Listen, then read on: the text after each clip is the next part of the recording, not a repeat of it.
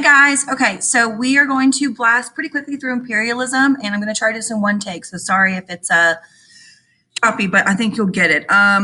We are going to go pretty quickly through this so we can start World War I next week, which I'm super excited about. My virtual hybrid kids, listen, on Wednesday and Thursday of next week, so April, what is that?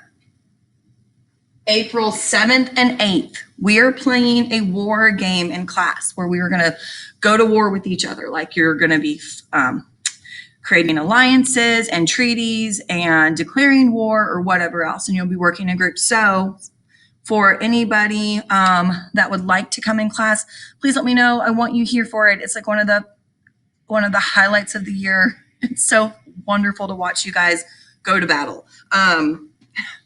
It's kind of weird to say, but anyway, so 7th and 8th of next week will be the World War I game. We're going to try to do it before spring break.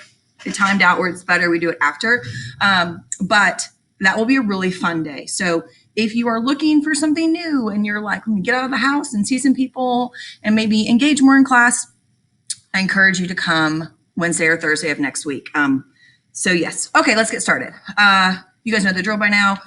Question number one, why would European countries want to control Africa? Okay, so we've talked about imperialism. You watched John Green. But before we go in and remind you of the definition, just try to think about this. Why would European countries want to control Africa? All right, so hopefully you put in there, something along the lines of like for natural resources, trade, port access, and just land and power. All right, and the second question is about how big do you think Africa is compared to America? Okay, and then here is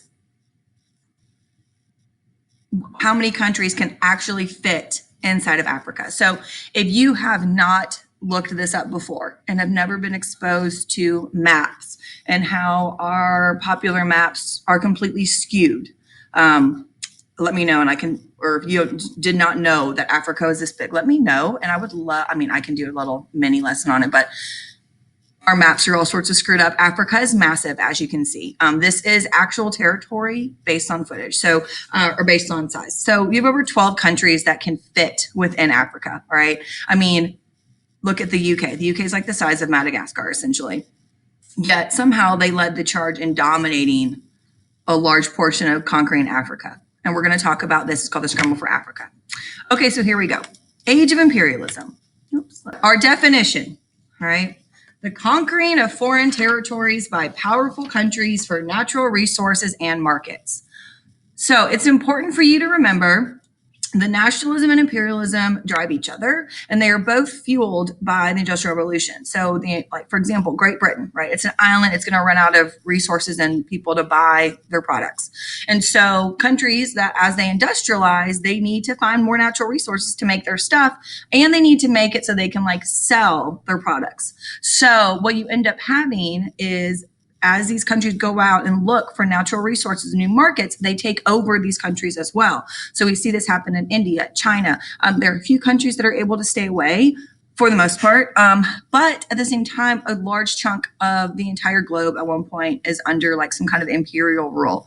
So as the Industrial Revolution fuels imperialism, it also fuels nationalism because, for example, Great Britain will think, wow, look at how amazing we are. Obviously, we're more superior because we were able to conquer or able to industrialize, so we must be better. And so they go out to spread their nationalism, which fuels imperialism. And then as countries go out and conquer other places and do that imperial rule, that fuels nationalism because they're like, well, obviously we're better than you, we conquered you. So it's this back and forth. So we'll talk about that throughout and just how they drive everything. Okay, let's look at the three different types of imperialism. I think you guys are probably more used to a colony type of imperialism, which is what we know most about, which is direct rule, right? So India, for example, ended up becoming a colony after it didn't work as a protectorate. So sometimes you'll have that. We look at sphere of influence more so in China, where these different foreign powers went up and literally just drew a circle around these different hotspots. And then they just said, okay, we're going to go ahead and divide up this areas.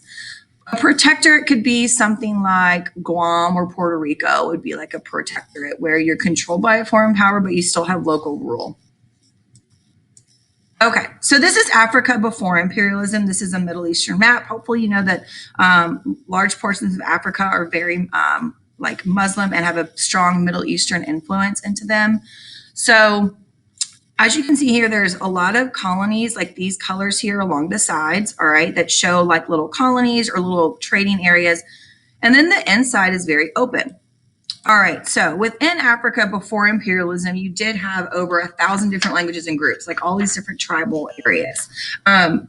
And they were able to keep Europeans out for over 400 years. Most of that is because of diseases. So unlike Europeans that go to the Americas, those diseases that Europeans brought in decimated those native populations, if you remember back to exploration and expansion. However, the reverse kind of happens because as Europeans would go into Africa, Europeans and Africans had similar diseases like yellow fever, all of those different things like measles, mumps. Those things Africans already had exposure to, but Europeans did not have exposure to many African diseases. And so that kept them out. Additionally, just like the terrain and all of that, they eventually go in and start like tracking everything. And they're able to do this because of the Industrial Revolution. The Industrial Revolution has set it up now so that like steam powered ships or boats could like get down into the rivers and like more navigate. And then as hopefully you remember from John Green, the like guns and all of the weaponry also really helped Europeans get on in there. All right, so let's look at the Belgian Congo, and we're actually going to watch a documentary about this next class. It is a little longer, so just take breaks. Know that going in. I made it as short as I could and cut out as much as I could, but this is a really important thing because we're going to revisit the impact of imperialism on the Belgian Congo during the Rwandan genocide of 1994. We'll get there. So anyways, the Belgian Congo is a great example of what happens during this imperialistic time. So the King of Belgium, King Leopold, ends up getting this explorer, David Stanley, one of those three, to go in. And as David Stanley is exploring, he recognizes that this area in green here is full of rubber plants, rubber trees, right? And so there's now a higher demand for rubber as we have like bikes and cars and shoes are getting reinvented. So like there's a really high demand for rubber. If you can have an in on rubber, then you're going to become very wealthy. So King Leopold goes and he makes like all these treaties with local chiefs on the Congo River. And what actually ends up happening is he exploits them very much. He kind of pits these different chiefs against each other and they go to war. And it's just, he ends up being able to take over everything. What he does within the Congo is amass, it's horrible. And I don't want to say too much about it because you will be watching the documentary. But just be prepared. It's really brutal, the things he does to the natives, the native Africans within the Congo. And it still felt, it was felt through the 90s. And even in today, they're still reeling from the backlash of imperialism. But Belgium's like the first one to go in and do this. And so what ends up happening is we will now have this thing called the Scramble for Africa. Okay, because now Africa is seen as this great source for natural resources and just good for like trading and everything else. So Europeans weary of war because hopefully and European powers are kind of like, oh, maybe we need to like figure out a way to balance this out because we don't need to go into war over Africa. So instead what they do is they meet in Berlin in 1884. And this is led by Otto von Bismarck, the prime minister of Germany. And he comes up with a plan of how they're going to divide Africa up between European powers. They completely ignore African tribal boundaries. They ignore customs within Africa. They ignore cultural ties. They ignore everything. Europeans do not value Africans and what they can add besides you're now like our workers. It's really sad. And in doing so, when they divide up Africa without any regard for like cultural boundaries, it ends up creating a lot of tension that we still see today. So imperialism is a very important part of world history because we are still seeing effects of this, like the way that they, for example, we've seen in the Middle East, when Europe or when Britain and France go in after World War I and divide up the Middle East, they do the same thing. They ignore religion, they ignore tribal things, they ignore all of these deep-seated cultural things that have been going on, and it ends up creating a lot of issues afterwards. It's one of the reasons why we still see issues in Africa today and issues in the Middle East. And we're going to get more into that, but it's just, imperialism is not the greatest thing. Okay, so after the Berlin Conference, this is what we now see. All right, you can tell there are some, like normal states, but you can see a lot of like French West Africa, Belgian Congo. And it's interesting because this area in green, that's all the French possessions. France is a popular language now there, very much influence. And like in this area here where you have a lot of like Belgian influence, the names that you'll hear coming out in like the 90s are very influenced by European powers. Okay, so hopefully you've heard of this called the white man's burden, but if you haven't, please don't Google this. Just give me what you think white man's burden, what that is alluding to or what that means. And you can use this cartoon to kind of help you out with that. Okay, so here's the thing. If you're looking at this cartoon,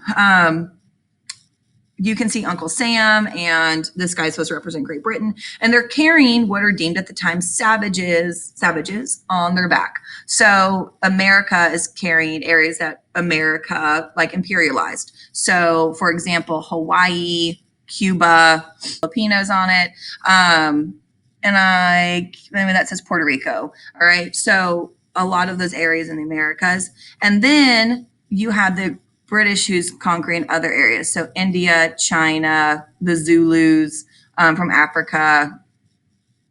I can't really read that, but you can see like Egypt. So there are all these other different areas that they're carrying. And on the rocks, it says like things like barbarism, oppression, ignorance, vice, brutality, superstition, slavery, cruelty, cannibalism, ignorance, and they're carrying them up to civilization. So the white man's burden is this belief, all right, that Europeans and Americans really held on to, and it had a lot to do with religion, actually, that it was our jobs as Europeans and as educated Europeans to civilize these other nations that were not up to European standards, okay? Spread Christianity, for example, was a really big one. And when we talk about, we won't get into it as much on this one, but there were missionaries out there that really believed what they were doing was right. And when we look back on history, it was actually pretty brutal, some of the things they were doing to convert Christians or convert people to Christianity. That's not speaking for all missionaries. Please know that. We know there are always bad seeds in a bunch, right? Okay, so, but essentially the white man's burden was, it is my duty to educate and civilize you. Okay, well, Africa does not go down without a fight, right? So there are a few things here to talk about. One would be Shaka Zulu, who led the Zulus against British rule. Yeah, and then you have, sorry, I'm not going to talk about that too much. It gets a little detailed. We do have the Boer Wars, which I do want to talk about a little bit, because if we are able to get to the apartheid in South Africa, this is where I'll kind of get set up. So give me a minute. Basically, the Boer War is the British Imperial Army versus the Dutch settlers in Africa called Boers. Okay, so the Boers are Dutch Africans. So they're like the white Africans that have been born there and have Dutch descendant, but they've lived there since like exploration, since like the 1600s. The British discovered that South Africa had diamond and gold mines, and they wanted that. So the British went in to fight the Boers, the Dutch settlers, right? And the British are going to steal the policy of a scorched earth policy, and they burn everything to the ground because they think, again, if we can't have it, you can't have it. And they imprison the inhabitants of South Africa in concentration camps. The camps are cruelly run. They house about 28,000 Boers, so Dutch, and then 20,000 Black Afrikaans as well. And roughly 50,000 will die from starvation or disease during this time. At the same time, you also have something called the Herero Wars. I can never say it, sorry. And it's Germany versus the Herero tribe. Germany wins against its African tribe. It wants the same kind of thing. It wants access to goods. And following the German victory, they drove the Herreros into a desert, killing those they encountered, anybody they encountered along the way, and ensuring anybody else died of thirst. Any survivors that made it through the trek through the desert were sent to concentration camps on a place called Shark Island, where they died from disease, starvation, beaten to death, or worked to death. And it wasn't until 2004 that Germany finally recognized this as a genocide, that it had happened and occurred. The only area that we were able to successfully see anybody defeating Europe and Africa would be Ethiopia. And they just had so much, it wasn't that their weapons were better by any means, it's that there was more determination and they knew the land. Okay, imperialism in Asia. Oh, whoops, sorry. All right, so this is where things get a little tricky. Not really tricky, but just stay with me, all right? So there's the Dutch East India Company controls trade in the southeast of Asia. So all of this area here, okay? So that's Dutch influence. So the Dutch are able to do all this, and they're not a colony. It's more of like a protectorate, sphere of influence combo, okay? And then we did talk about the Opium Wars. You guys learned about that when it came to the Mankind video, the really long one I got crap for. But China fought the Opium Wars against England because Britain wanted their money. I mean, Britain made so much money off of opium that they went to war to be able to continue to drug an entire population. It does weaken the dynasty, and what this opens up is that sphere of influence. So this is where you now see different European countries carving up China to influence their power there. Okay, you've heard about Japan. You watched the John Green, hopefully, about it, but hopefully you remember that Matthew Perry, the Commodore from the US, goes to Japan and says, "You're going to trade with us." And Japan at first says, "I don't know about that." And then Matthew Perry's like, "Look at my ships," which is what they're saying here. I mean, you can imagine this is what the Japanese thought about the American ships. I mean, just look at how they look pretty horrific, right? And so Japan is forced to sign a treaty and open up its doors to trade with the United States after all sorts of isolationist policies. The good thing, though, is that we learned from that John Green video is that this makes Japan industrialize at a very vast level. So good for Japan. Okay, and then we do know the United States is very late because of the Civil War. It was going on. So the United States really just kind of focuses on like Philippines and other areas, and then it does end up getting Hawaii as well. We're not going to get too much into it. It's pretty horrible. All right, India. This is going to be considered the crown jewel of the British Empire. Okay, India provides so much wealth to Great Britain. Initially, you had the British East India Company dominating trade, but they could not control any of that. The British East India Company does use these things called sepoys or Indian soldiers to help control the area. Please remember the sepoys. We're going to talk about them in a few minutes. But India does bring in so much wealth. One of the things that Britain was looking for is during the Civil War, cotton wasn't a priority, but the British needed cotton to do their textile factories. And so they started looking for other areas. Well, India had similar climate and they were already producing a lot of textiles themselves. And so Great Britain goes in and pretty much like takes over and threatens, like, either you're going to work with us or we're going to, like, get rid of everybody. And so they go in and they force farmers to stop growing food, but to grow cotton instead. So you have all of these issues that end up coming out of India as far as people starving because they're not allowed to grow food. Okay, here we go. The Crimean War is Russia versus the Ottomans for control of the Red Sea. This Crimean War is actually a testing ground for like things to come with like World War I because of all the weapons that were out there. But the Crimean War is also really about just control the Red Sea for trade. Sorry, I meant out there for trade. Additionally, this whole war, like they were all kind of like Russia was kind of looking for an in this area. And war, all right, it goes from October 1853 to March 1856.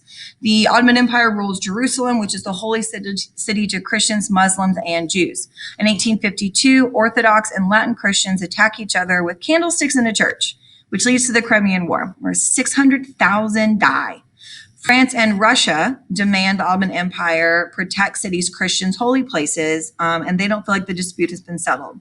So Russia attacks Ottoman territory.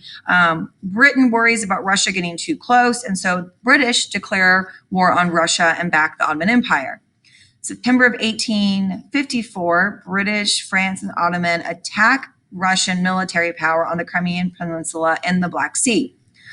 Now, if you've ever heard of Charge of the Light Brigade, or if you ever watched The Blind Side and you remember them reading a poem, it's like, what do I need to write about? And the Tim McGraw character, the dad, like recites the Charge of the Light Brigade. This is from the Crimean War. October 1854. This is a big symbol for faltering British leadership. The charge of the Crimean, this part of the Crimean War. 673 British light cavalrymen took part in a misdirected charge at Russia's gun emplacements and led to 110 killed. So the Crimean War is actually the first war that was documented on camera. So Queen Victoria, who's the ruler of Britain at the time, sends a photographer to this area to take pictures to show, like, look how great Great Britain is, we're winning. Yeah, what she didn't know is that there were cholera epidemics killing thousands of people, inadequate winter clothing, little food, and all of these things. So when the photographs come back, they're just like not positive. She's like, well, we'll never show this footage again.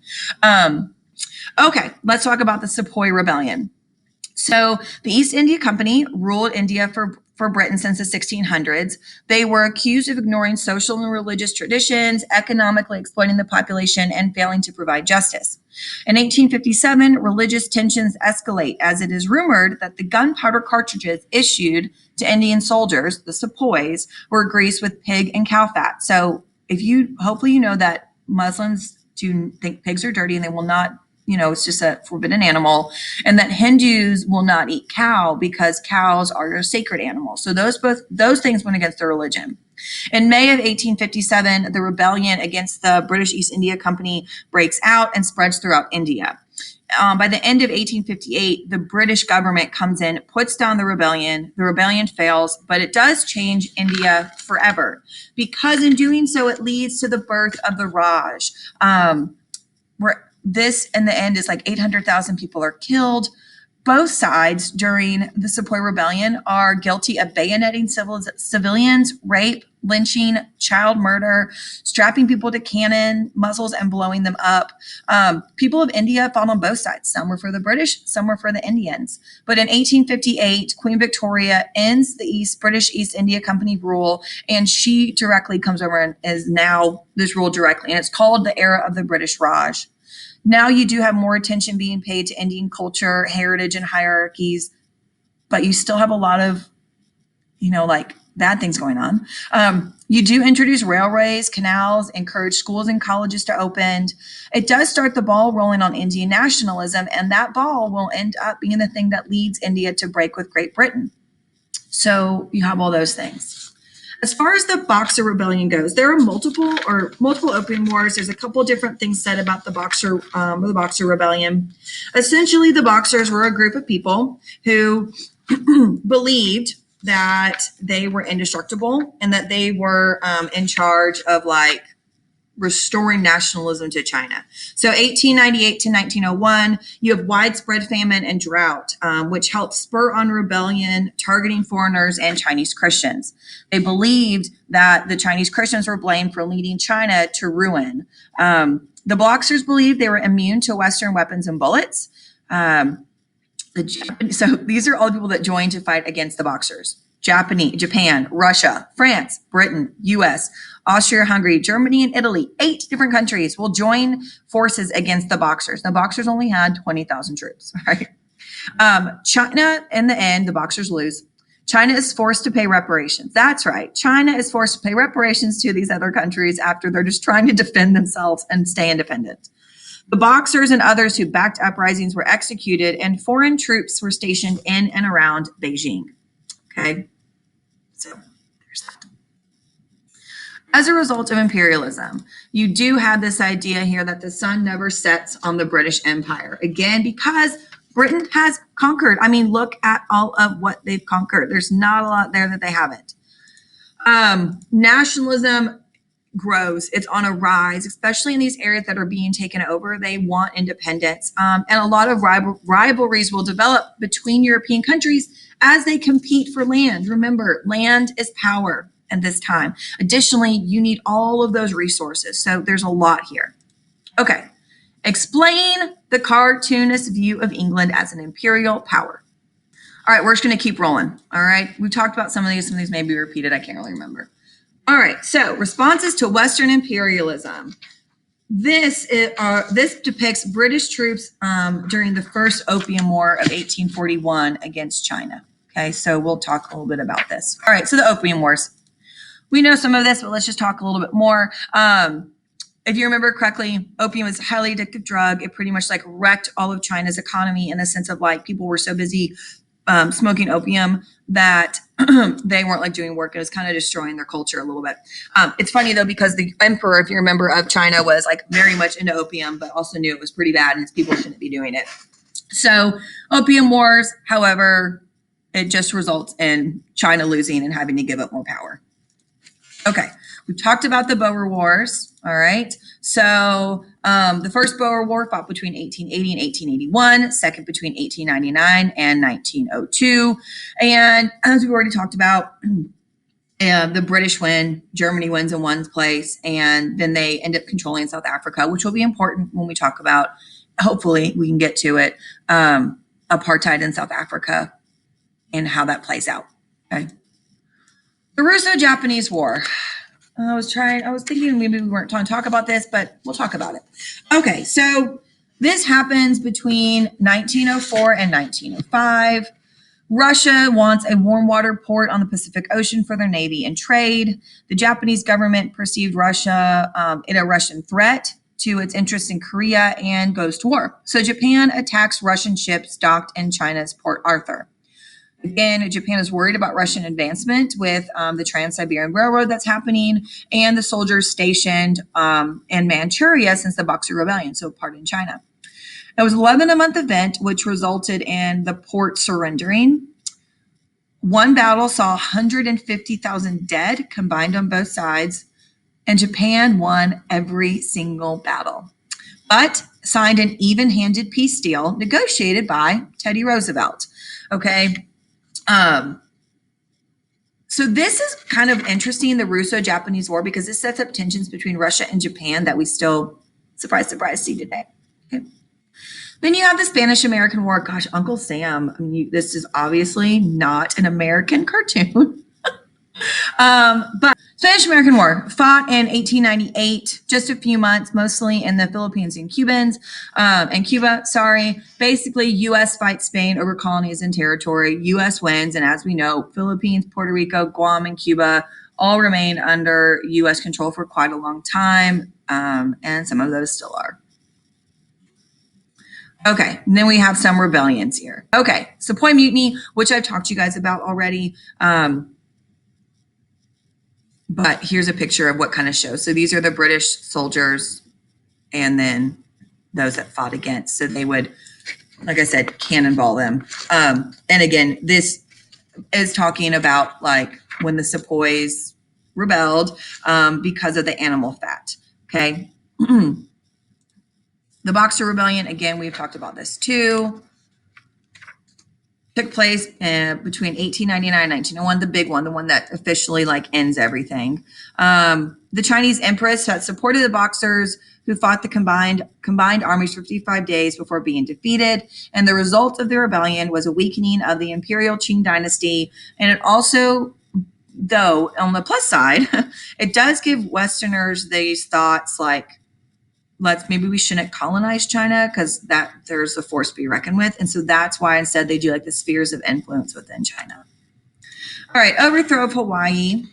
So the Kingdom of Hawaii was overthrown in 1893 when this American government minister, John Stevens, summoned the Marines to protect U.S. economic interests there. So sugar plantations, all right? And there was threat that this new queen, Lulukulani, was going to take them back under Hawaiian control. And that's when the government minister comes in.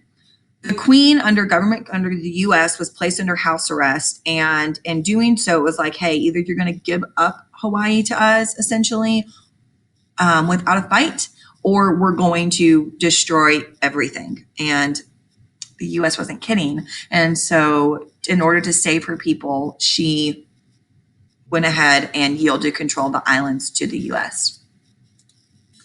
All right, the Philippine insurrection. Many Filipinos had fought or had fought with the U.S. in the U.S. and the Spanish-American War. And they thought that they were fighting alongside the U.S. against Spain for their own independence. This is kind of a thing that repeats through history. However, after the Spanish-American War ended, the U.S. was not ready to give up the island so quickly. Surprise, surprise. We'll see the same thing happen in the Middle East following World War I.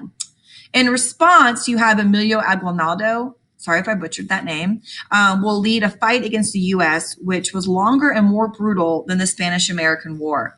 Unfortunately, we know U.S. is victorious and will control the Philippines throughout until the end of World War II. All right, so what are some benefits, right? Because it sounds all pretty nasty and gross. Hold on, come back here. This benefit right here, this is one of them. This is a railway station that was built in Mumbai in 1887 and allowed for trade and people to move around. So on that, okay, we're good. Economic wise, these are Canton. This is Canton, China, one of the big trading ports. You do have an influx of industrial goods. So like the standard of living was able to rise. You're able to get access to more products. New jobs were opened up to people. So that does create a good economic infrastructure. And then you also have roads, railroads, and postal services that were not around in all these different areas now that were imperialized. On the social side, you do have schools and universities opened, better medicine, and hospitals were introduced. And so imperialism, a lot of people killed, a lot of areas taken over, lots of governments destroyed, lots of cultures and traditions ignored. There were some benefits, though, to it. Not, and you have to be the one to kind of decide did the benefits outweigh all the other stuff that happened, right? So like, do these benefits, these economic and social benefits, balance out? Do they outweigh, or do they not make up for what was going on with imperialism? All right, so I'm going to leave you with that question. Imperialism is tricky because we do have a lot of benefits from imperialism, and it's easy to say that because we are a European-esque society, right? And we were part of it, so it's easy for us to kind of be like, oh yeah, there are some great benefits, because there were to European countries or Western countries. There were tons of benefits. Some of these countries, like India, for example, did get some benefits as far as infrastructure and social, but themselves and their cultures and like how they were treated, not so much. And same with other areas around the world. Like Europeans and Americans exploited these areas. And then when we leave these areas, we leave them with nothing. No, like in Africa, we see this where European countries purposely did not industrialize, purposely did not educate the people that they were in control of so they could keep them down. So we also have that kind of at play here. All right, next class, we're going to watch King Leopold's Ghost. So again, hybrid virtual kids, or I guess my virtual, I don't know. It is a little bit longer, so please take your time and watch it. It's really fascinating and a good documentary, but it's an hour and a half and I cut it down to 30 minutes. So I don't know what else to do at that point. So please don't complain and please don't send me hate messages. Okay. All right. Great. Bye.